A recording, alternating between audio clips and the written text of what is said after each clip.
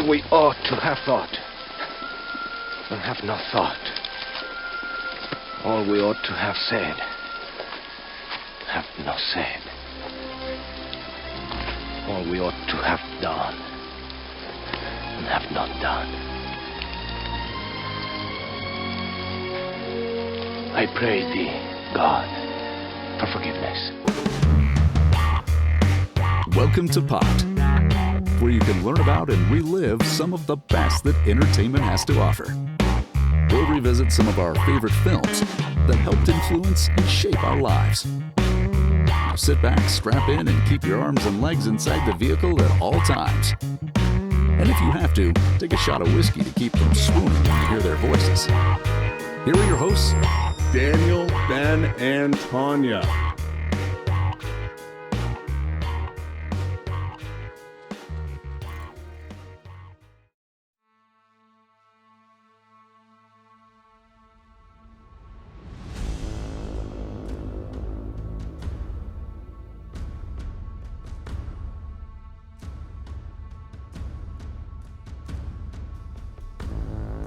In 1999, Touchstone Pictures released The 13th Warrior, which grossed over $32 million in the US and over $61 million worldwide. Despite this, the film was considered a flop due to its engorged $160 million budget. However, the producers claimed that it had only cost $90 million before marketing. The film was based on the book Eaters of the Dead by Michael Crichton, who also penned The Andromeda Strain and Jurassic Park, which both saw film adaptations. His novel Eaters of the Dead was loosely based off of Beowulf, combined with Ahmad Ibn Fahdlan's historical account of the Volga Vikings. Cast in the lead role of Ahmad Ibn Fahdlan, or Ibn, as Herger would refer to him, was Antonio Banderas, who had just seen success with his previous film, 1998's The Mask of Zorro. Even with a heartthrob leading man, the producers decided to include a larger potential audience by drawing in the talents of veteran actors Omar Sharif and Diane Venora. Though The 13th Warrior enjoys a cult following, its reception from critics was wildly erratic, with Roger Ebert giving the film 1.5 stars out of 4, remarking that it lumbers from one expensive set piece to the next without taking the time to tell a story that might make us care. Conversely, Hamed Baradinelli gave The 13th Warrior 3 stars out of 4, calling it a solid offering that delivers an exhilarating 100 minutes. Lisa Schwartzbaum of Entertainment Weekly rated it A- and called it the most unexpectedly audacious, exhilarating, and wildly creative adventure thriller I've seen in ages. The 13th Warrior ranks a mere 33% on Rotten Tomatoes. Why anyone pays attention to Rotten Tomatoes is beyond me, but there it is. Metacritic is much more kind, showing a mixed or average rating of 42 based on 27 critic reviews, with a user score average of 7.3. Lo there do I see my father. Lo there do I see my mother and sisters and my brothers. Lo there do I see the line of my people back to the beginning. Lo, they do call to me. They bid me take my place among them. In the halls of Valhalla, where the brave may live forever.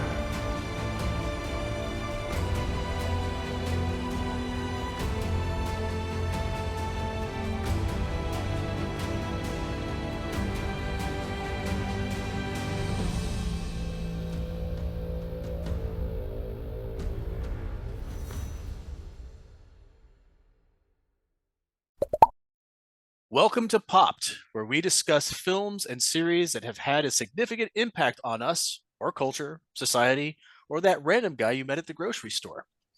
I'm Daniel Hendricks, the founder and co-host of Popped. Joining me are my co-hosts, Ben and Tanya. Hey Hi, guys. How y'all doing? Pretty good. How are you? Doing okay. I'm here, aren't I? It's another great episode, huh? We're going to talk about the 13th Warrior, which, 1999 film with Antonio Banderas. Great story. Really enjoyed it myself personally. We'll kind of get into what everybody thought of it. Before we get to that, I'd like to talk about some corrections I want to make on previous episodes where there were some inaccurate statements or things were pronounced improperly. And I'll start with in the Irish episode, our bonus episode, I had said the Irish are the second most immigrated race in America. What I meant to say was nationality. I don't know that the Irish are actually a race, even though maybe they consider themselves one, but not the case. Anyway, in the Lost Boys episode, I incorrectly said the film was released in 1985. We had a listener point this out on the YouTube page, and I was embarrassed to put it back and watch it and realize it's the very first thing I said. I said 1985, even though my notes clearly said 1987, and they were right in front of me when I recorded. I got no excuse, folks. No excuse. In the Irish episode, there was just a mispronunciation. Tanya pronounced a name as Mauve when it's Maeve, and that's it. So those are our corrections. Oh, That's all good. sorry. It's sorry. hard. A lot of those Irish names are difficult to pronounce if you don't know them, so no big deal. Shame on you both for being human.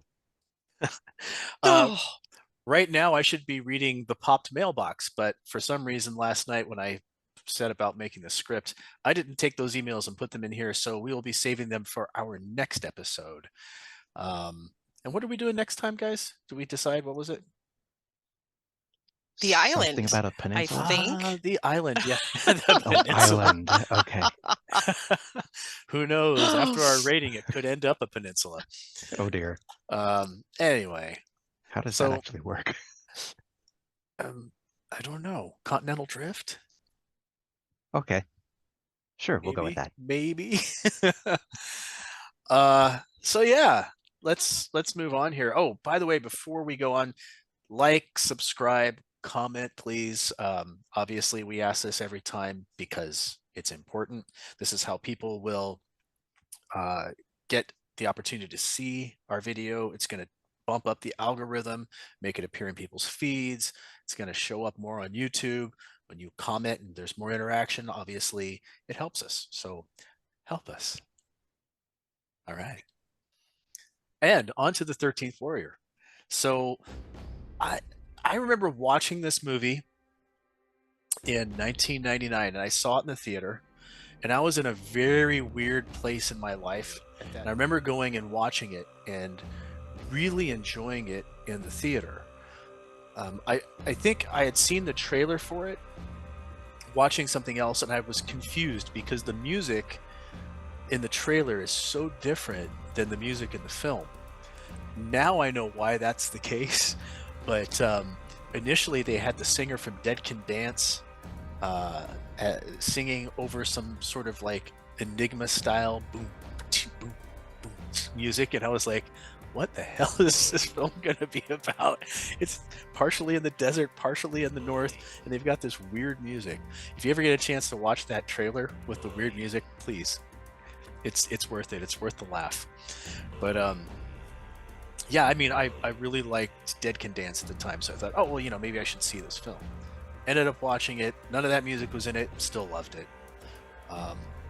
I'm curious to know what your history is with this film, you guys. So we'll kick the stone over to Ben, and you can tell us what you remember from the 13th Warrior.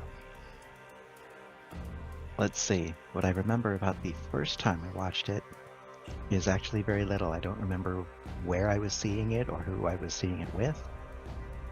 I do remember, though, that I was in a pretty poor frame of mind for watching this movie or perhaps any other movie. When I watched it again for this episode, everything from the cave forward was brand new to me. Ooh. I had not retained any bit of it. Wow. So it was neat. I got to see it, the second half of it, for the first time again. However, this time I was much more engaged and dug the heck out of it. But yeah, that first time, I don't know what was going on, but after a point, I just checked out. All right. Well, you checked out. Yeah, but again, that was a me thing. That was not a thing about the movie. Gotcha. All right. Fair enough. Tanya, were you checked in or were you checked out? I was totally checked in to this movie. You are actually the person, Daniel, who introduced me to this film. I never saw it in the theater. I remember the previews and thinking that it looked really, really cool. And I was in college, and you're like, oh my gosh, you gotta see this movie. And so we threw it on, and I was so enthralled and engaged, and I've seen it several times since then, but I think I had gone probably a decade before I finally watched it again, and I just watched it again for this episode recording, and I have thoughts, but I really like this film quite a lot. I would hope you have thoughts, being our only resident Viking here. There you go. That's right. Although I Yay. am part Irish, which probably would mean that there's definitely Viking blood somewhere in my veins. They did most of the cities in Ireland are Viking settlements. So there you go. Nice. Let's see. Well, let's talk about it then. There's certain things that I loved about this film when I watched it. I found the intro story was really brief, where you learn about the fact that he was lusting after the king's wife or whatever and was banished and turned into an ambassador. And I found that was really brief. Like, I felt like maybe there should have been more, but I also read the book and it's almost identical. There's very little backstory there. In fact, the book mirrors the film almost word for word. There's a couple of spots where it doesn't, and one of them is the moment where he's learning their language. I've kind of felt like that was a brilliant moment in that film where they decided that this is how you're going to understand with him. We're going to show you how he understands what they're saying. He's brilliant. He's a linguist, right? And he's sitting there listening to him. And how did you learn our language? I listened. Good stuff. A Spanish Arab guy, But I don't know. I felt like Antonio Banderas did a really good job portraying this part, because normally I'd think, okay, this isn't gonna work. Why is this guy playing an Arab?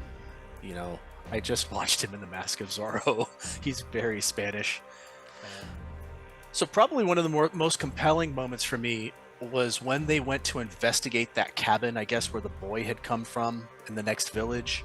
And you see them use their tactics and stealth, and it's so cool. You got the archer standing there, don't step in front of me, and they're slowly moving up very quietly, and then the one dude goes lumbering and crashes right through the door, and I'm thinking, well, there goes that. Guess he failed his role. But that was really cool. It was almost like detective work, back in that time period, right? Oh, what's going on in here? Let's find out. But I don't think anything really prepares you for the final scene of the film, which I'm not going to spoil, but it's with Beowulf.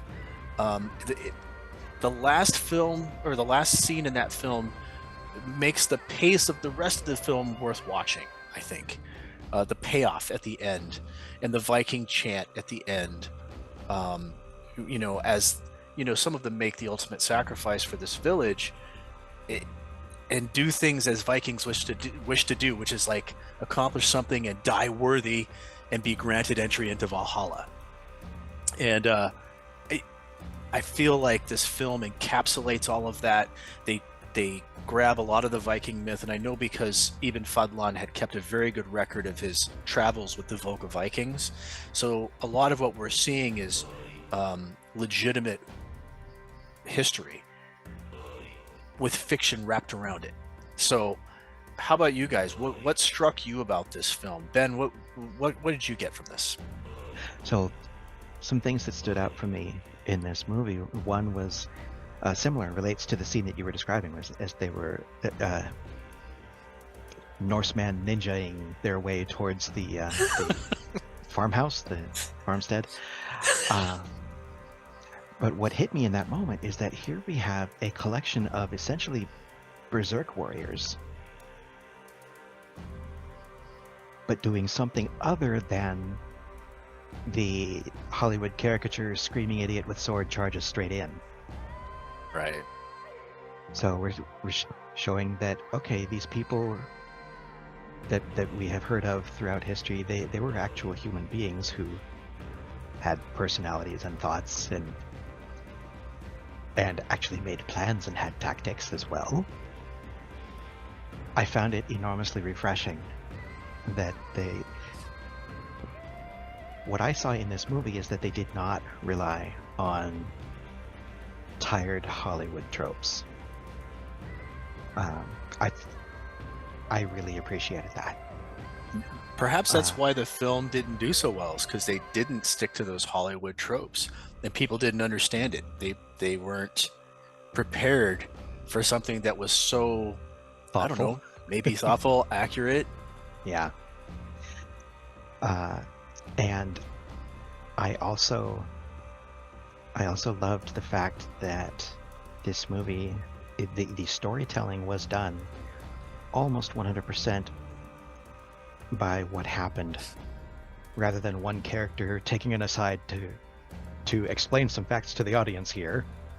Right. And say, well, Sven, this is happening because blah, blah, blah, blah, blah, blah. Sven.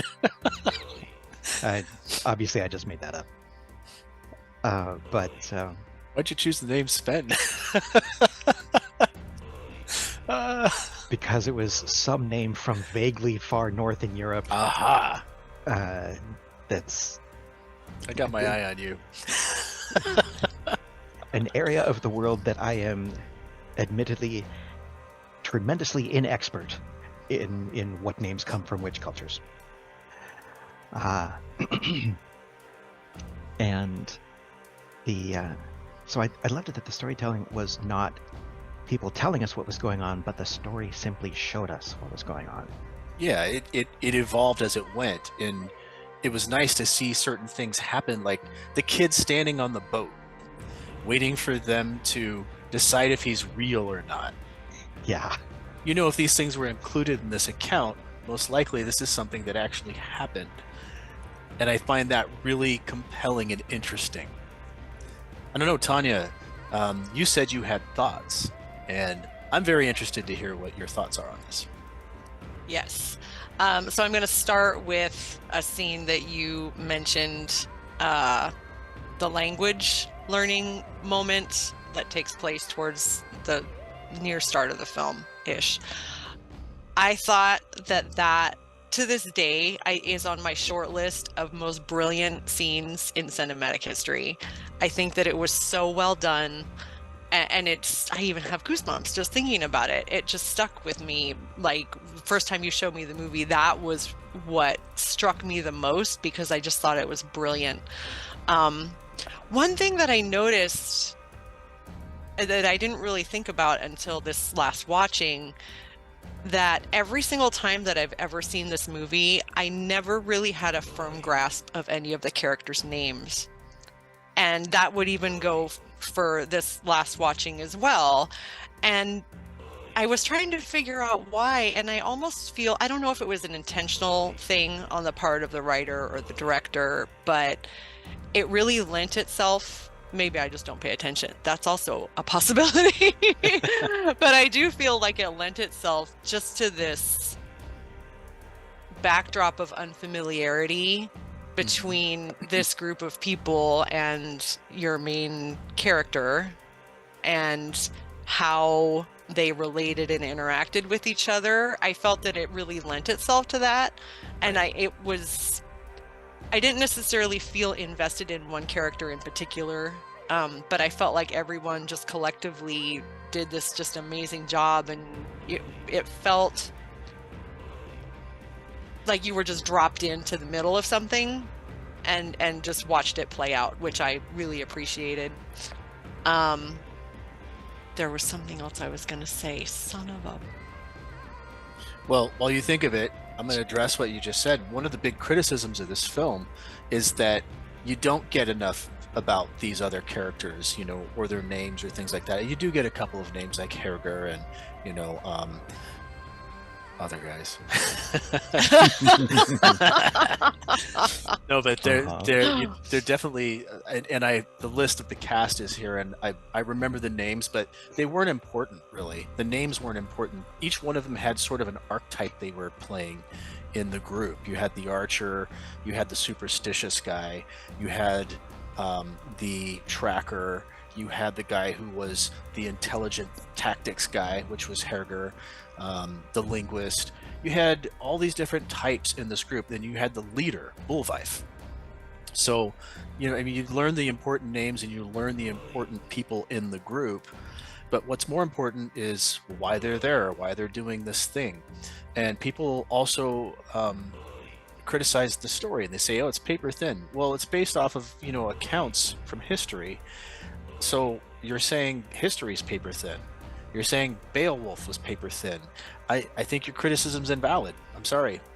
It's a good story, and it's purposely written this way, and it's easily understandable without them beating you over the head with, this is what's happening here, you know. I don't know. That's something that strikes me. Now, the scene that we were talking about where I listened, right? That scene, it's not in the book.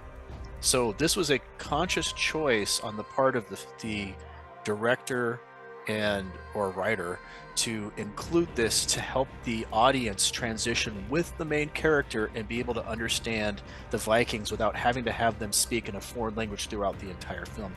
And I think you're right. I think that was absolutely brilliant. Did you remember the other thing?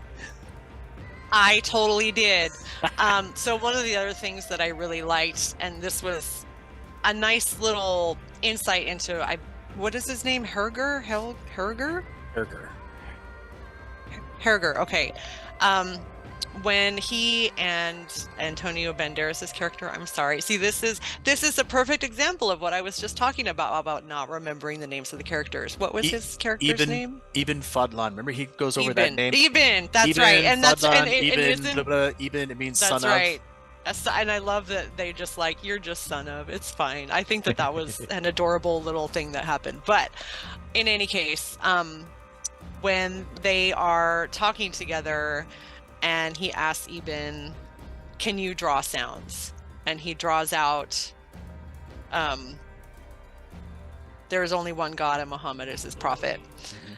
And the next day, Herger draws the exact same thing and says it, only missing it by, I think he couldn't just remember the last character. And it really just kind of showed this window into who he was as a person, about the level of intelligence that this man actually possessed. I think that was brilliantly displayed. I really enjoyed that. Absolutely. Well. But the character you're talking about is Beowulf, the leader of the God damn it.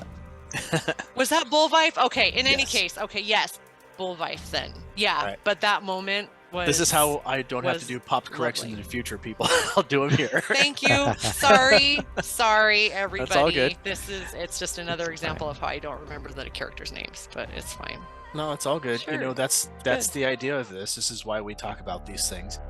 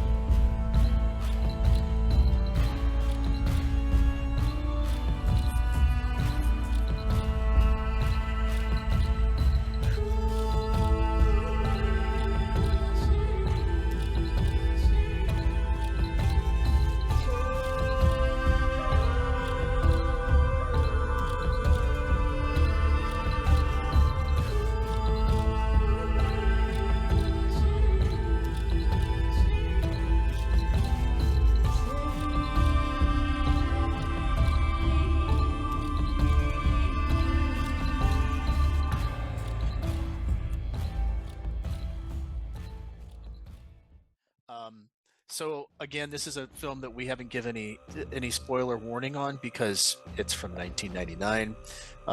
Chances are, if you're watching this, you've probably seen it. If you haven't, well, we're talking about things, and we're going forward. We'll probably talk a little bit more in detail with spoilers. So if you don't want spoilers, maybe go watch the film and come back and watch this, because I'd like to talk more about how all of this thing sets up and where it goes, and talk about the ending, because the ending to me, the ending is what sells this movie. All the things they go through culminate in this epic Viking ending, which I find amazing. And I'll start off with the very beginning when they escape. The caravan escapes the Tartars, right, which were known for attacking caravans at that time period. And they retreat into a Viking encampment, and they take their chances. It's like, well, we're a caravan. Tartars will attack us. What'll happen with the Vikings? Well, they might kill us, but maybe not. So, you're taking your choice, your worst choice. You got a worst case scenario here, and then maybe this one over here. Okay, well, maybe I'll vote for this guy. And they ride down into the Viking encampment, and they become part of this group, which is interesting because, he's an ambassador. I'm supposed to talk to people, right? Another thing that was criticized was a lot of the dialogue, but whatever. The way that the 13th warrior comes about and how he's chosen, to me, is so brilliant. You've got the old hag who comes in after this little boy on the boat tells them, oh, we've got a problem up in the north. This king needs your help, Beowulf. You're the only one who can help. So the old lady rolls the bones, and she says there needs to be 13 warriors, and they start all volunteering. And she says but the 13th warrior must be no Northman. And there's that quiet moment where everybody's, Antonio Banderas is looking around, right? Ibn Fahdlan. I forgot his name for a second. Anyway, he's looking around trying to figure out what's going on, and they're all looking at him. And the translation is, the 13th warrior must be no Northman. And he's completely shocked. It's just a brilliant transition, and I'm like, God, I need to steal this for a D&D campaign and put this into a Pathfinder thing I'm doing. I think it would be so much fun. Like, that's how you get the group together. What did you guys think of that moment and that whole passing around the water snot ball? Oh, that snot ball was moderately horrifying. I could only imagine doing basically the same thing that Eben did. Thank you. I'm going to pass it to the next person now. That was gross. Don't really want to blowing grind their everybody's noses in it, washing their faces. It's like, oh, look, they wash their faces. Oh, okay. Yeah. Germophobia, look out. But I remember specifically, I was watching this with my brother, and obviously not the first time, but this time, and I was thinking, well, heck, if I'm Eben, I'm thinking, I'm an ambassador, I'm not a warrior. What y'all looking at me for? And his friend says, it means you must go. And I was thinking, nuh-uh, you're not one of them either. You can go. And his interpreter? And the old crone. Methuselah. She's not a Northman. She can go. She seems pretty fierce. I'm staying here. What's his name? Machuzidik? Something. That was the interpreter's name. I can't remember exactly. It's weird. It's a weird name like that, Melchizedek or something like that. And I'm like, really? I'm not kidding. I am so leaving that alone. But I think that does highlight what Tanya said about the names, and I had the same thing. I did not hold on to the names very well. I remembered Eben. And Beowulf. I did not remember Beowulf. Oh. I remember it when you say it. But I think I only caught it maybe twice in the film. And however, I think that also illustrates that the story stands with each of the people in the film simply being who and what they were, and that's enough because they did what they did, and they stayed in character without us having to know everybody's name and personal history. Yeah, I think their templates are so strong and they are different enough from each other that they stand out by look and posture and stance and things like that alone. You don't necessarily need their names. For instance, the prince Wiglaf or something like that. He was the king's son, and he was the conflict that was there because he was upset that these Vikings were coming in and doing the job that he should be doing, right? He was the Weasley nobleman. Weasley nobleman, Yeah. who I'm going to bring up in a later segment because, we've got other segments that we're going to hit where this guy definitely comes into play. Because Just gonna Weasley say nobleman is a new segment here at Popped.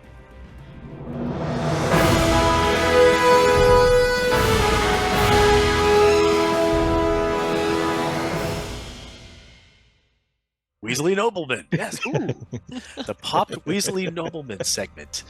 Oh my God, you know how many films I could use that in? TV shows? Oh, jeez. Pretty much most of them. Oh, look, another English historical drama. Okay. Yep.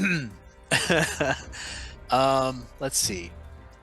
What else do I have here notes-wise? Well, okay, so let's get into the actual conflict. They find these people that have been mauled, and they believe that there's this fire verm that comes out of the mountains in the mist, right? And I don't know if we want to spoil what that is. I don't want to spoil every detail of what this film is, but it's interesting. Yeah, There are gorillas in the mist. I missed that. Oh. Thank So- you for doing that, because mine was bad, but you made me look good. No, I didn't. So they are unraveling the mystery of who these creatures are that are attacking this village, and they're trying to save these people. I really found it compelling how they figure out who it is. They find the little statue. It's detective work, right? I think before we started recording this episode, we were talking about how the detective part of Batman's been missing for 20-some years until this latest film came out. And it's why? Why not show stuff like this? Is the kind of stuff that's really interesting, or at least maybe to us, not Rotten Tomatoes, but whatever. How about you, Tanya? We've been kind of just talking. Where do you come in with some of this stuff? Tell us about the progression of the film for you and how it worked in terms of making this film function. Yeah, I really like the way that it unfolded, and it in a way reminded me of like a classic samurai film. It really had that vibe. You have like the band of, all of these disparate and unique warriors coming to a village to save the day with their set of special skills. Like it definitely had that vibe to it, and I appreciate that, because who doesn't like a good samurai film?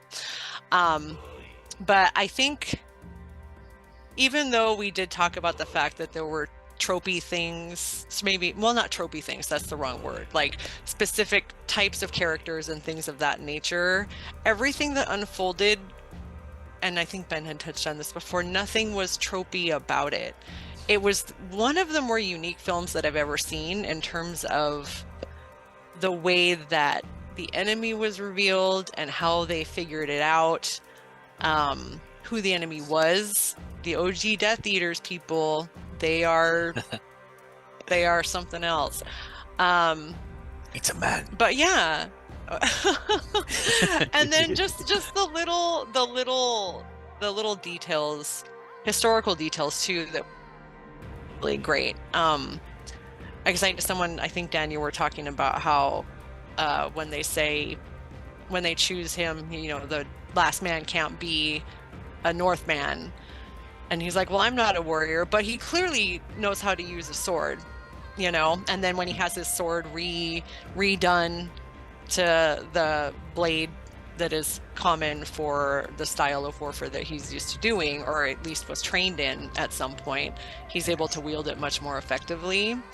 And this is besides the point. I'm totally not even answering your question, Daniel, and I apologize. No, at this point, I'm just rambling. But speaking of swords, I also love the fact that they even gifted him a sword in the first place. Yeah. Because that would have been such a sign of status. Like, it wasn't like every Viking was running around with a sword. Like, that was for the noble, people who really had clout in a society. Everyone else was like axe and spear situation, but they're like, here, I am gifting you a sword. He was chosen by the bones, right? But he is the 13th warrior, so yeah, he's got to have a weapon. I mean, it makes sense. Yeah. But I do love the fact that he shaped the sword into a scimitar, basically. Yeah. I don't know how much I believe about him being able to wield it with that efficiency, but movie magic. It's a thing. And obviously it's based off of another story, so he must have had some proficiency. We just don't understand where that comes from. And this is something you can blame on, okay, maybe they didn't give us enough backstory. They didn't give us enough this, that, or the other, but did we need it? Do you guys feel like we needed more backstory on who he was? No, not at all. Any more backstory would not have been relevant to the story they were telling in the movie.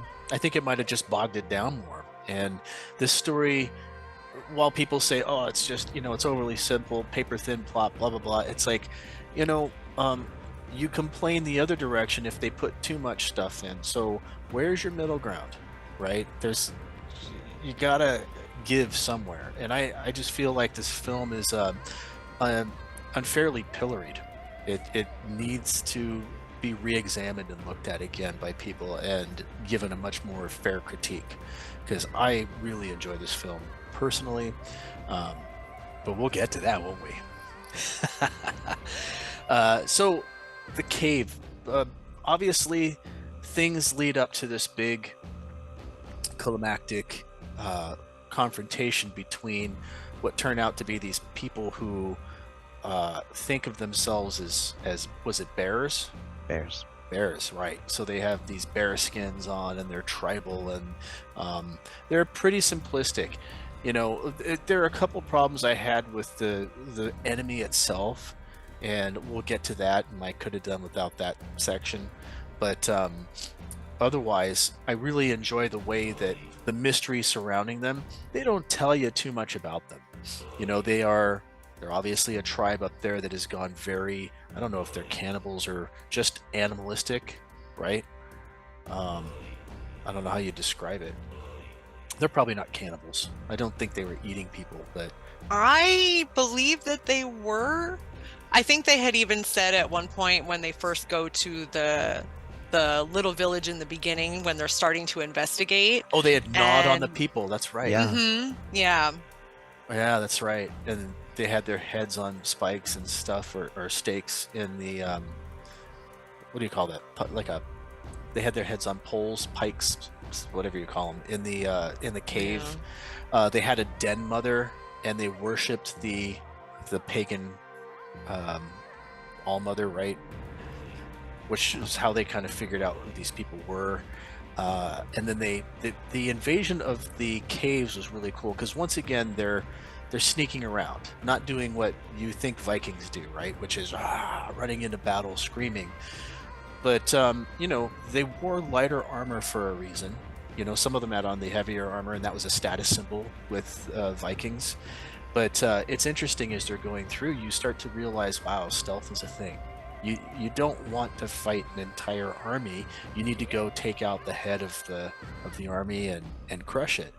Yeah. And it just, I love the entire cave scene, and they're making their way through, trying to be quiet, and watching these people inside there doing their normal routine, sitting around circles around the fire and making things, and hearing a noise and it just, yeah. It's really good in that sense. What do you guys feel about the enemy that they portrayed in this? Any thoughts?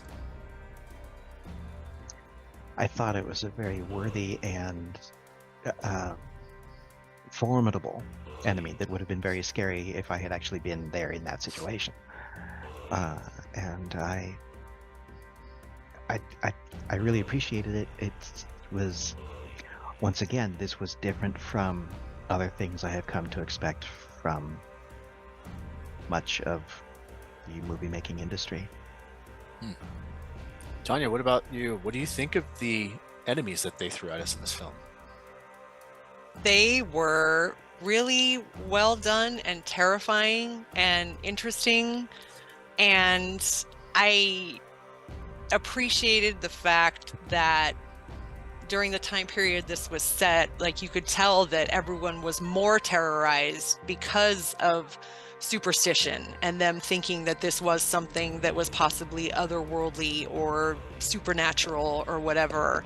And then you have the realization, it's a man, and so then all of a sudden, once you understand what you're fighting with, it instantly becomes a little less terrifying. And I thought they did a great job of portraying that. There's another film that this happens in that it reminded me of almost immediately when I was watching it, which was Predator. It's when Arnold Schwarzenegger character discovers the blood on the leaf. He's like, if it bleeds, we can kill it. Fun fact, same director did both movies. Oh, wow. Is that John right? McTiernan, yeah. Interesting great. thing, though, John McTiernan was replaced after poor audience test screenings on the original release of the film. What? Yeah, apparently audiences were not reacting well to it, so Michael Crichton took over as director, changed a few things around, changed the soundtrack, brought in I think his name's Goldstein, Jerry Goldstein, to do the soundtrack. And I was like, wait, is this the same guy who did Stargate? No, they're both last name Goldstein, but it's not the same guy. I got excited for a minute. I was like, oh, this is a cool tie-in, but no, it's not. And then they re-released the film, and obviously it did okay. It didn't do great in the theaters, but I think, what was it that came out at the same time? I have a question though. Sure. Is the older version, just with McTiernan, is that available to watch at all, or is that just lost That's a good question. I don't really know. to the universe? No Wow, idea. that would be very interesting if it existed, to see it, or to Yeah. see what he had wanted to do. I had originally written down what film was released at the same time. It opened right underneath another big film, The Sixth Sense. The Sixth Sense. That's it. Thank Yeah. you. And The Sixth Sense did really, really well. So I don't know if that affected this or not. I don't know why. They're two totally different types of films. But sometimes one film doing really well in the box office, crushes another. I don't know. But I'm really thankful for home video, because it's another film that I think was really kind of rescued by it. No, I saw it in the theater, but a lot of people didn't see it until it came out on video. And most of the people I know, of course, D&D nerds, things like that, love this film because it encapsulates your standard type of tabletop adventure game, right? Party comes together, party has to go, solve a mystery, figure out who the enemy is, chase enemy down into enemy headquarters and take them out, and complications ensue, traps, things like that. So In fact, that's one of the comments that I had specifically written down to touch upon, is I think this movie does a better job of giving the feel of what I imagine when I'm playing tabletop RPGs than any other movie, including the ones that actually bear the name of the games themselves. Truth. Especially that first Dungeons and Dragons film. Oh my lord. The one with Jeremy Irons. But this one feels like you're actually there inside a game session of D&D. Interesting. Yeah, Tanya's very quiet right now because she's not a tabletop gamer. I am not. We're the But I big can nerds. appreciate it. We will break you.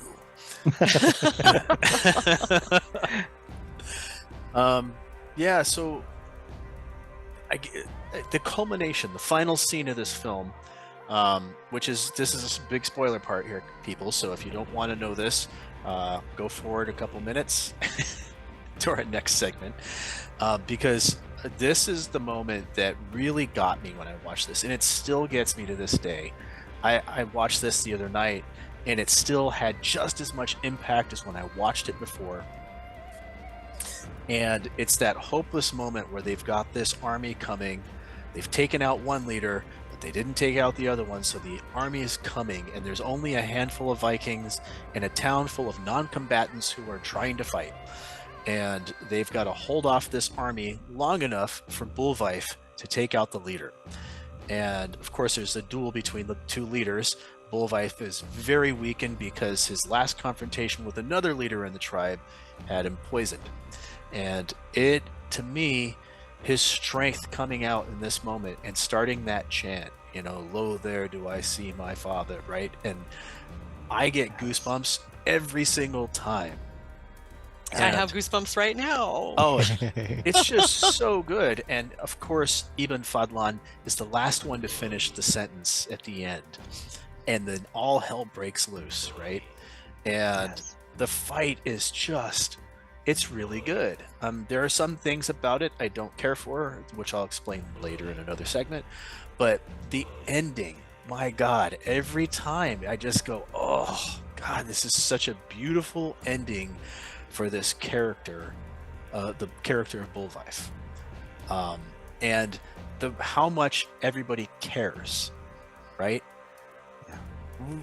We were talking about earlier how these characters are mostly nameless, but by this point in the film, you care about certain characters and you watch some of them die along the way, and then this ending with Beowulf sitting down, like almost in a throne, planting his sword and just staring off into the distance, you know, I find it to be one of the better endings to a film I've seen in many, many years since this point. And I think it's what absolutely rescues any part of this film that didn't work. How do you guys feel about the ending? I felt that with regard to that whole throne moment. It was just so powerful. And then there's this juxtaposition of him gazing upon his victory and also gazing, I have goosebumps again, gazing to his next step, you know, Right, whatever yeah. that happens to look like. And it was both at the same time. And it was so beautifully and kindly done. And the dog, you know, yelping, howling. That was such a beautiful transition into that moment too. Ben, what do you feel from that moment? A couple things. First of all, the dog. Grittiest dog I've ever seen in any movie anywhere. That dog was fantastic.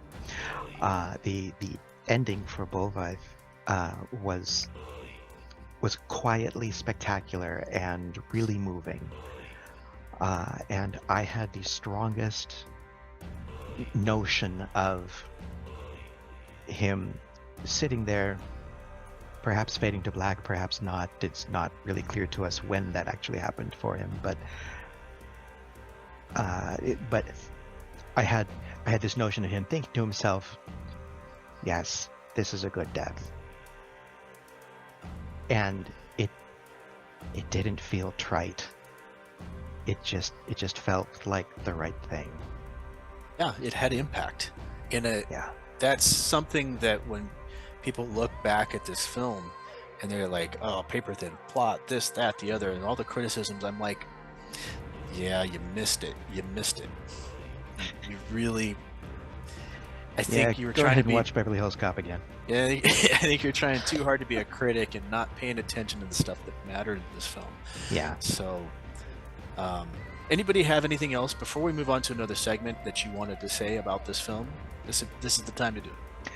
Another thing that I was grateful for and impressed by, and noticed while I was rewatching it, if you didn't specifically look at the release date, you would not know that this movie hadn't just come out in the theaters this year. It's not quite fair to say that the movie has aged well, because it just flipping hasn't aged. It does not seem or feel or look like a movie that was made X years ago. it holds up incredibly well as a movie of today. I would say the only tell that it's not made today is the fact that it's not overly inundated with computer graphics, and you can tell. Right. I mean, a lot of the stunts you All can of the tell effects were practical. they're mostly practical effects. Tanya, was there anything else that you felt that you wanted to add in about this film before we move on to our next segment? I think I have basically covered everything that I wanted to cover. Oh, actually, no, I do have one thing. And this kind of harkens to the unfamiliarity that existed throughout the entire movie in one form or another that they played on very, very nicely. You were talking about the snot bowl scene. I just call it the snot bowl scene. But exactly what it that is. was also really well played, because it is another instance of someone being underestimated, because they seem to be brutish and barbaric and unsophisticated, but the level of intellect and strategy and heart that these people eventually reveal to him, I think, is a surprise and a pleasant one at that. Right. But that I also thought was very cool. Yeah. Makes sense. I mean, the Vikings integrated into multiple societies, and they didn't do it all by brute force. I mean, brute force was basically how they introduced themselves. But once they were there, they started to integrate, and they started to become part of societies. In fact, in Dublin, I believe King Brian Boru, the Irish king, was half Viking, half Irish. And he fought one of the biggest battles in Irish history just outside of Dublin. So I think it's Lisdon Farna, if I remember the name correctly. But it's interesting to note that Vikings weren't just necessarily brutes and barbarians, although they're often depicted that way. And I think that you're right, that you sort of get that statement without them hitting you over the head with it. They demonstrate it to you. Yeah. Yes, because they were expert traders, they were expert seamen, I think, which is also illustrated when they're on the boat, when they're traveling. Yes. And it says, or what is his name? Oh my God. Eben. Gosh dang dingleberries. I'm never going to remember any of their names. It's like now it's a block. It's a mental block. It's just a thing that's going to be forever. But he says, we should go closer to land, and they laugh and like, no, that's like the last place you want to be right now. Right. And that just speaks to the level of depth of knowledge that they have regarding the ocean and bodies of water, which I thought was a really nice touch too. The incessant laughing as they're going over the waves, I relate, because when I get on a roller coaster, that's my natural reaction, is to laugh. When I'm laughing, Anita's next to me screaming, or like, holding on to me, and I'm like, just enjoying every moment of this crazy ride. So I completely got it, right? Anyway. All right.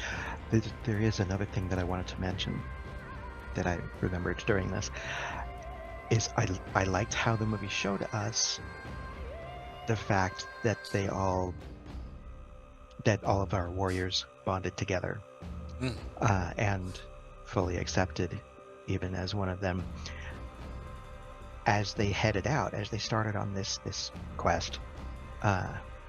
He was the Arab, the crazy Arab who brings a dog to ride. Right. I think it's a dog to war. A dog to war, yes. However, at some point in the film, they shifted to calling him Little Brother. Yes, Little Brother. It was Herger who was calling him Little Brother. And by the end of the film, you could see the genuine warmth of friendship. Well, he gained their respect. Yeah, and this is yet another thing that the movie didn't slap us in the face with by having a character talk about it. They just showed it in how they interacted. This whole movie had people interacting with other people in ways that real people interact. Yeah, I mean, could you imagine how bad this would have been had they included a scene where he comes up and says, Little Brother, you've earned our respect. And the king comes up, King Bullvife's like, yes, we all respect you now, blah blah blah. I mean, I'm so glad they didn't pull some stupid DC bullshit like that. That would have made it awful. Yeah. Anyway, great point. We've got other segments we should get to, so we don't run massively over time here. Our next segment is... I know that, dude. All right. In the film, there was the caravan leader when they were attacked by the Tartars, named... I don't know what his name was. I don't remember. It's the caravan leader. Right? We don't know their names. But he was played by somebody who is a familiar face, and there's a reason he's a familiar face. His name is Eric Avari, and I know him personally from Stargate and The Mummy and the TV series Warehouse 13. Now, what I'm curious is where you guys know him from, and we'll switch it up right now. Tanya, I'm going to ask you, where do you know Eric Avari from? My first experience of knowing who he was the Stargate film. Because he was just a memorable character, likable, honorable man, which is always, who doesn't love that? Right. And then The Mummy shortly after. I think they were almost back to back. And then when I found out that he was going to be our topic of the segment, I went through his filmography, and he has been in a couple of things that we've actually talked about. He was in Stargate, the series, and Babylon 5. Yes. Which is pretty dang awesome. And I didn't even, I've seen Babylon 5 a million times, and I never registered that he was there until I looked at his filmography just Did you catch yesterday or the day before. Yes, as soon as, because it said it was Rabbi Myers, and as soon as I read that, I was like, oh my god, that totally was him. But it's from probably one of the best episodes from the series, which was "And the Rock Cried Out, No Hiding Place," and it's just, that is a gangbuster, punch in the gut episode. It's one of my favorites out of the Babylon 5 series, and Eric Avari, obviously he's the rabbi. He's not the soulful gospel singer, but I mean, everything about that episode is what encapsulates the very best of Babylon 5. So it's cool that he's in it, right? We got a nice little tie-in to previous popped episodes and our favorite shows. Ben? Yes? How do you know of Eric Avari, or do you know of Eric Avari? I know of Eric Avari. I had not, prior to this episode, I had not yet begun to remember his name. Just for years and years and years, he's always been one of the faces where I see him in a movie or a show, and I say to myself, oh, it's this guy, yay! Absolutely love him. I think the first time I saw him was probably the Stargate series. Absolutely lovable character. I also spotted him in The Mummy, and now suddenly I'm blanking on the other thing that I had seen him in, which Tanya mentioned. At any rate, but yes, seen him in several things, and each and every time, always love him. Very cool. And you've seen him in a million things, and you just didn't realize it. Yeah. And let me tell you, I've got a little list here. Let me tell you a little bit about him first, then we'll kind of go into what he's done. He's been in a bazillion films and television series, and he's worked steadily from 1984 until 2019 when he retired. Well, he says he's officially retired. I'm sure he'd probably come out for something, but he did have a previous film credit in 1962, which appears to be an Indian production, but it's credited as unknown. So when I say he worked consecutively, I'm saying from 1984 to 2019, that was on record. Okay. But the amount of work this guy has done, it's truly dizzying. First off, he was born in Darjeeling, India in 1952. Known mostly for his roles in science fiction epics, and this is from the wiki. His father, Iraq Din Shah Avari, ran 2 movie theaters, the Capitol and the Rink. His early education was at the North Point School, which he attended as a day scholar. He later studied at the College of Charleston. Avari is a member of the Avari Madan family of Darjeeling and Calcutta. His great-great-grandfather was Jamsetji Framji Madan, one of the pioneers of Indian cinema. Oh, neat. So that's kind of cool. Avari is one of only 2 actors, along with Alexis Cruz, to appear in both the original Stargate movie and the spin-off series SG-1, of which he was in 3 episodes. So Alexis Cruz was Skara. Ah, great. All right, so just so you know, that name makes sense now. Yeah. He was scheduled to reprise his role as Kasuf in the Stargate SG-1 Season 6 finale Full Circle, but was unable to do so because of his commitment to the television show Dragnet, not the movie that we so love. His other notable film appearances. Now this is a lot. I'm just gonna run through these. Encino Man, Stargate, Independence Day, The Mummy, Planet of the Apes, Home Alone 4, Mr. Deeds, The Master of Disguise, Daredevil, the movie, not the series, and Paul Blart Mall Cop. On television, this is crazy. Law and Order, General Hospital, LA Law, Murphy Brown, Star Trek The Next Generation as Blick, The Fresh Prince of Bel-Air, Wings, Cheers, Seinfeld, Sequest 2032, Mad About You, Chicago Hope, Star Trek Deep Space Nine, NYPD Blue, Murder, She Wrote, Babylon 5 as Rabbi Leo Myers, and Roseanne, Jag, Stargate SG-1 as Kasuf, The West Wing, Star Trek Enterprise, X-Files, Felicity, Alias, Heroes, Castle, Warehouse 13, and many, many more.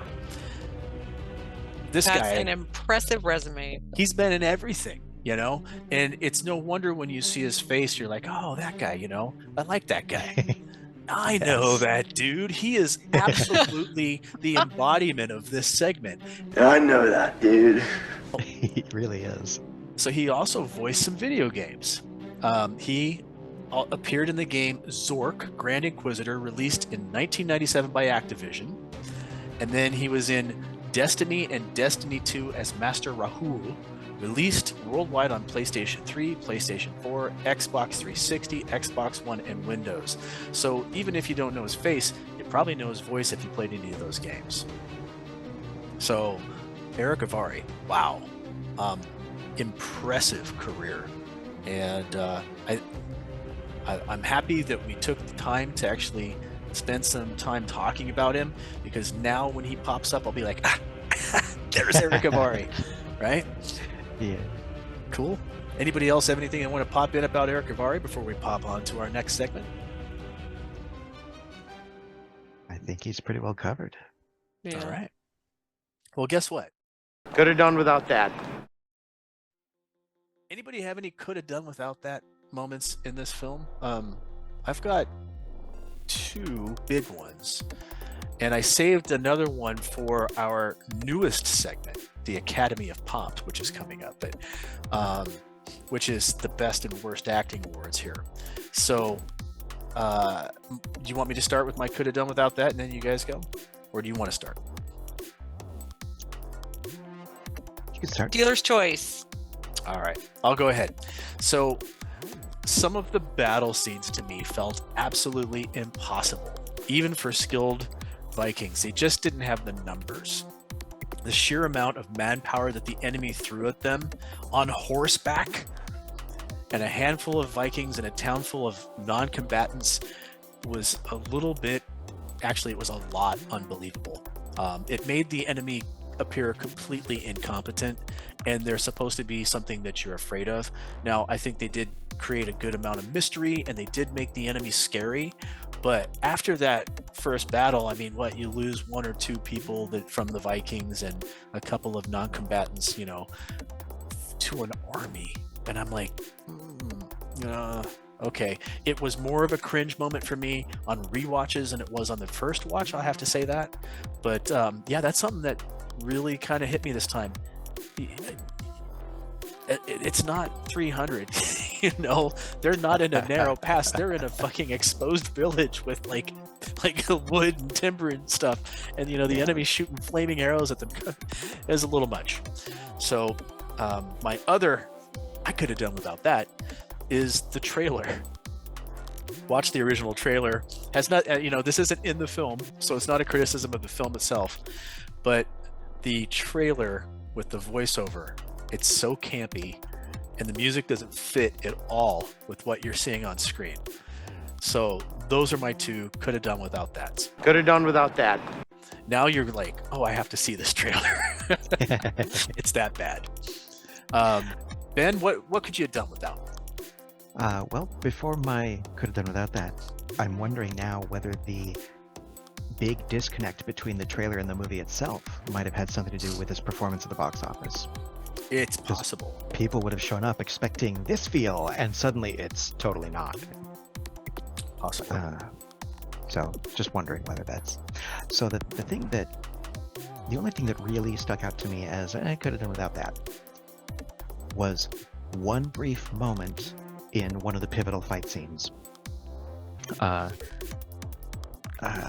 I'm sorry, Wolfgar?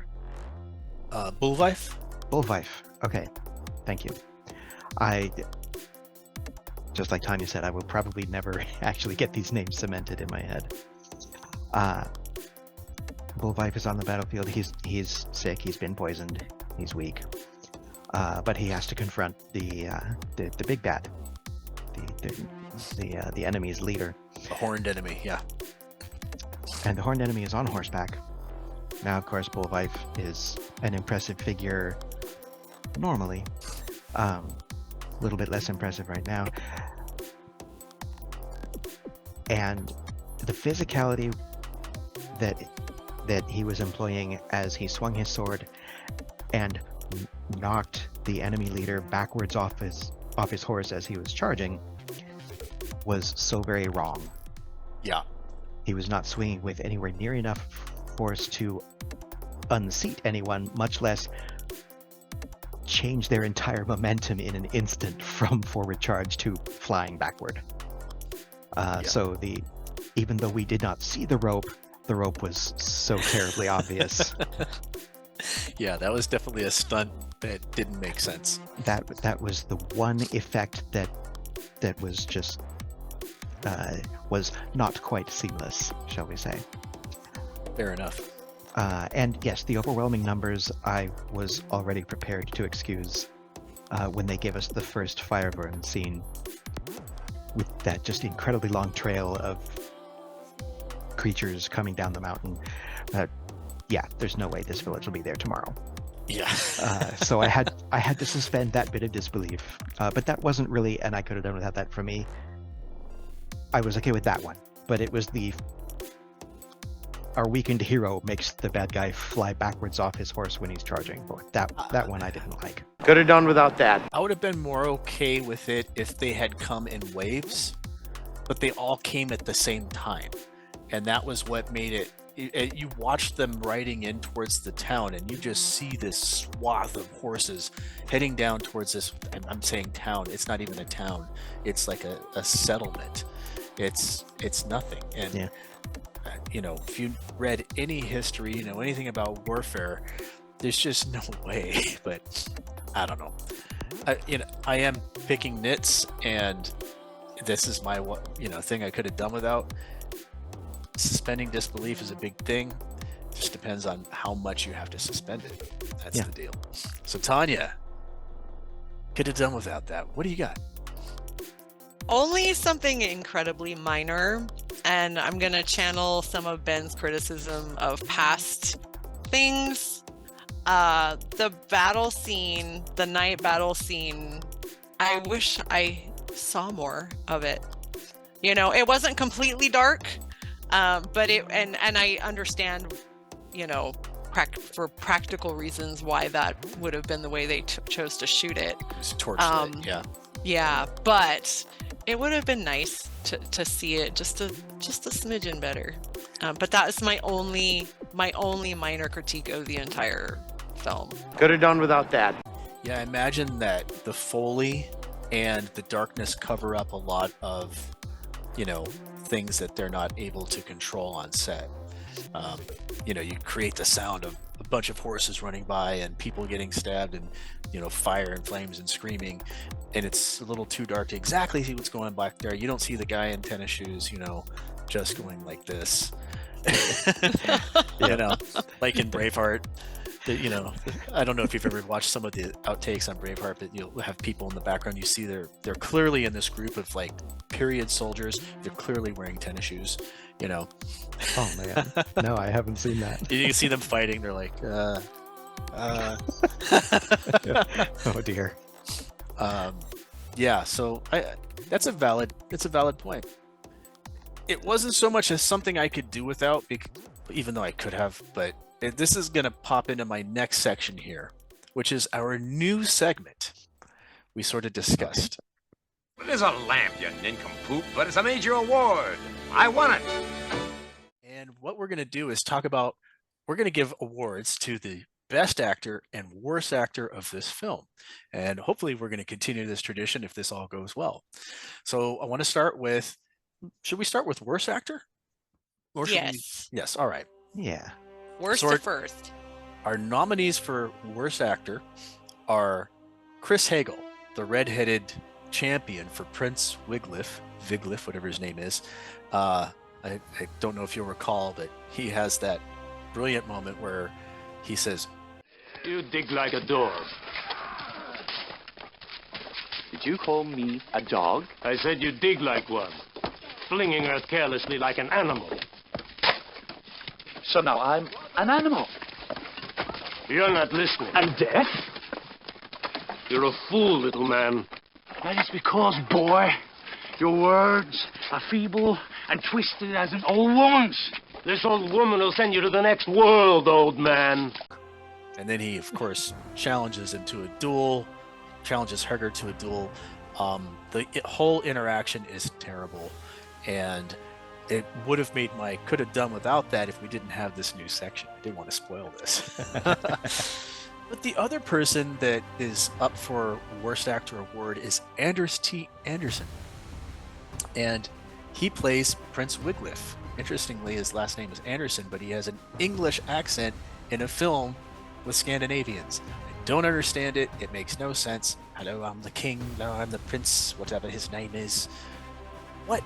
Everybody else is trying to do an accent from somewhere, and you didn't bother at all. Did you just phone this performance in? Anyway, so we've discussed it, and we've decided that they both win. So yeah, Chris Hagel, Definitely. Anders T. Anderson, congratulations on winning the Popped Award, the very first Popped Award for Worst Actor in a Film. Both of you get to share it. We're not giving you two. That costs too much money. Anyway. Yeah, I will say I think both of their performances were the sore thumbs of the movie. I felt like every other character was seamless in the way that they were integrated and the way that they related to one another. And those two in particular just stood out. And obviously they were the adversarial characters, but it was more than that. So I'm thinking we should make up awards to actually send out. We can make like a little certificate for like you won for the best acting, and then maybe we could print out on toilet paper the worst actors and send that to them. no, oh my God, Daniel, that is the most awful. No, you might as well be a Death Eater to do that. I'm gonna have to get you a bear hat. Oh my God, I have a bear hat. I don't eat people. You don't eat people? Are you sure? Yeah, Oh. but I might send Okay. it toilet paper. All right. I don't know how I feel about that. I bet you'd eat people if they took your red stapler. Yeah. I have my red stapler. I have my red stapler right here. Don't take my red stapler. All right, so on to Best Actor. We had 3 candidates. Dennis Storhoy, who played Herger, Antonio Banderas, who played Ibn Fahdlan, and Vladimir Kulik, who played Beowulf. And once again, we have all discussed this, and the winner is, drumroll,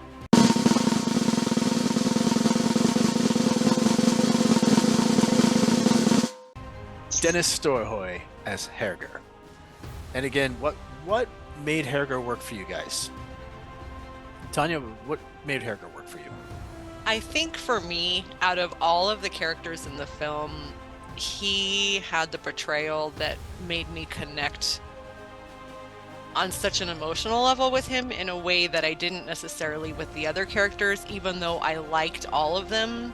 He is the one who brought out the emotion in me personally. Sure. Ben, how about you? Very similar. Whereas the other characters I got to know as more or less their roles within Ibn's story. With Herger, I got to see more of it. I felt like I got to see more of the person that he was, as well as his role within Ibn's story. Right.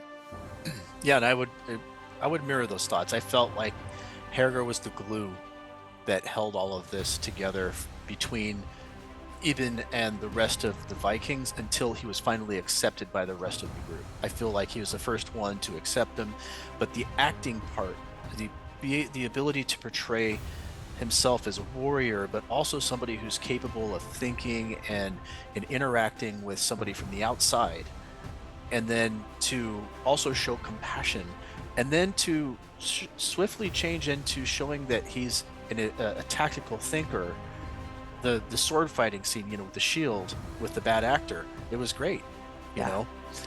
So I got to tell you, I thought he was wonderful. Tanya's muted. She was laughing at me. All right. So anyway, the glue. We've got 2 segments left. Which one do you want to do first? We've got some trivia, not a whole lot, but we've got some trivia, and then we have let's get to popping. Where do you guys want to go? Trivia first. All right. I'm gonna go trivia first. We do popping last. Well, excuse me. Well, there you go. On the 13th warrior, the historic Ahmad Ibn Fahdlan traveled as an emissary to the land of the Volga Bulgars to convert them to Islam. On his way, he encountered Turks in Central Asia and Russia. He also encountered Varangians, the Volga Vikings. He returned in 923, and no record after this date refers to him. The Vikings' disparate armor can be explained by the Norse tradition of taking the armor of a vanquished foe. It was also a display of status in Norse society. The nicer the armor, the higher the position. Helga appears to have a Roman gladiator's helmet. Graham Revell had composed a complete original score when the movie was slated to be released as Eaters of the Dead in 1998. After the film was deemed unwatchable during test screenings, Michael Crichton took over the project, rejected Revell's original score, and brought in Jerry Goldsmith to rescore the film, renamed The 13th Warrior. Huh. Although rumors persist that it was one of the most expensive movie flops ever, with a budget of $160 million, the producers claimed that it cost $90 million before marketing. We said this in our opening. The movie grossed more than $32 million in the U.S. and more than $61 million worldwide. So it wasn't the worst flop ever. I think, wasn't it Waterworld or one of those films was one of the biggest flops? Or was it Cutthroat Island? Battlefield Earth, maybe? Battlefield Earth, Cutthroat Island, Waterworld, those are all contenders. You know what, we'll find out and we'll put the information up on our site. Dennis Storhoy, Herger, almost drowned during the underwater section. Antonio Banderas jumped into the water and pulled him out and saved his life. Wow. No wonder they were friends at the end. Yeah.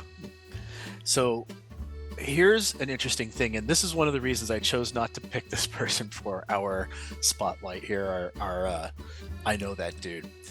Okay. Omar Sharif was so disappointed in the release of this film that he semi-retired from acting and said, quote, "After my small role in The 13th Warrior, I said to myself, let us stop this nonsense. These meal tickets that we do because it pays well.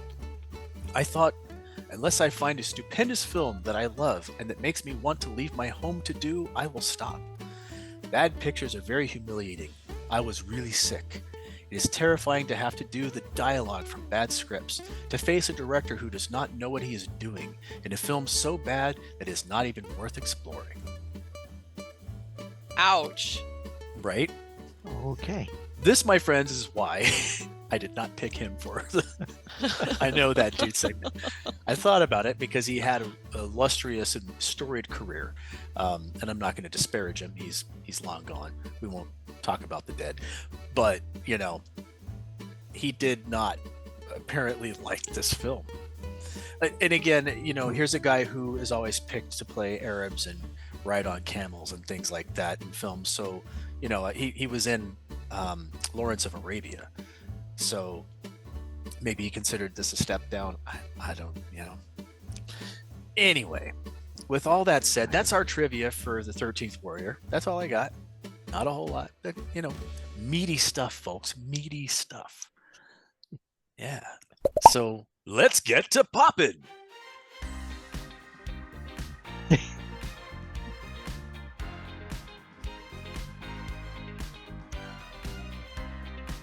Yeah, nobody's popping. Oh, now you are.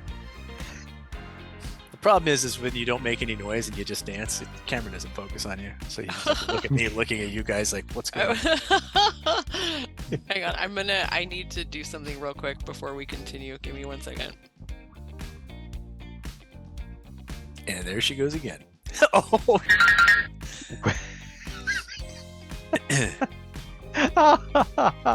That's what it was. Unmute. So now I am an eater of the dead. That's my teddy bear hat. I love it. Wow. I forgot I had it until right this a couple minutes ago, and I was like, oh, I'm gonna put it on for the pop segment. Oh, that's so great. This is not good news, folks. Our one Viking here has gone over to the enemy. Ben, our village is screwed.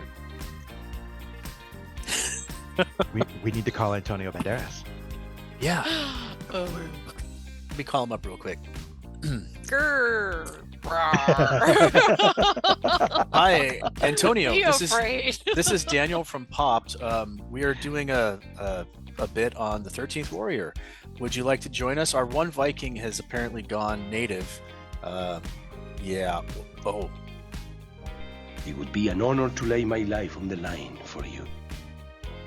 Whatever happens, I must not cry. Yeah, we almost gave you a Best Actor award. All right, man. Goodbye. Fear me if you dare. He says he can't make it. That's it. I'm crossing him off my Christmas list. Well, at least he took my phone call. That was very beneficent of him. Yeah. Anyway, back to popping. Ben, how many pops would you give the 13th Warrior? This one I will give a solid 4. Enjoy it. Really liked all the things. I don't know, not quite feeling inspired for a 5, but definitely I will watch it again. Excellent. All right, Tanya, how many pops do you give the 13th Warrior? I don't understand why people are hating on this film. I legitimately, it doesn't go into my bare brain. I don't get it. It gets 5 pops for me. Honestly, I think this is such a stellar film. I love the characters, even though I can't remember their names, which goes to show the power of the draw of the film. I think that the history that's injected into it is phenomenal. The relationships are phenomenal. Again, some of the best scenes in cinematic history, in my opinion, are in this film. And you burn through it so fast. I was watching it just this week, and I was like, this could have been another 2 hours long, and I would have been here for it. It was that engaging for me that it's a 5 popper all the way. Excellent. And in that hat, I couldn't possibly dispute anything you have to say. So you don't dare. I don't bear it. I couldn't bear it. Anyway. Da-da-da. Oh my god, I loved it. Sorry. Yeah. Boop. There we go. I'm tempted to turn my machine and put you in the corner. Nobody puts Daniel in the corner. Anyway, I give this film 4.5 pops. I would give it 5, but there's something just kind of not bringing me to 5. I love it. I also don't understand why it's so panned. I feel like people are missing perfectly good film, or they're purposely not getting it, or maybe they just don't get it. But 13th Warrior has some of the most incredible moments in it for me. The ending alone makes the film worth watching. Sitting, even if you feel like you're having to sit through it, once you get to that ending, it's beautiful. It's absolutely beautiful ending to a film. I love the relationships in it, and I do remember the names of the most important characters in it, which is important. But yeah, I mean, it doesn't matter that I don't know, the archer guy's name, or the guy with the little tattoo across his face's name. It doesn't matter. They are important. They stand out, and you like them one way or the other, or you don't like them. It's up to you. But the film works, and it works in probably the best possible way. The soundtrack is wonderful. The cinematography is incredible. The mood of the film alone is reminiscent of the old Sherlock Holmes style films from the 40s. With the fog and the creepy, eerie expectation something's going to happen. And to me, that will replace computer graphics and a story that, okay, we're going to say a few words just so we can fight for 2 hours. I don't want that, but I'm not that audience. This is the audience I'm there for. This is what I like in a movie. So yeah, 4.5 pops for me. That's pretty solid. That's a pretty solid popped review. There we are. So there you go, folks. We're all pretty close on this, 4, 4.5, 5. It's 3 different pops, but all within the same little bracket. Yeah. Okay. Good. Thank you for joining us today. You've been watching Popped with Daniel, Ben, and Tanya, and we have a website where you can check out all of our episodes, check out our biographies, and you'll find a link to our Patreon where you can support us there. We do content for Patreon subscribers, which the people that we really appreciate. I mean, as much as we appreciate you, one of the reasons that we're even still here is because of our Patreon supporters. We had things break down. We've had gear malfunction, and wouldn't have been able to replace it without them. So thank you, Patreon supporters. And if you want to support us, help us keep going, we would love that. It's not required. You don't have to.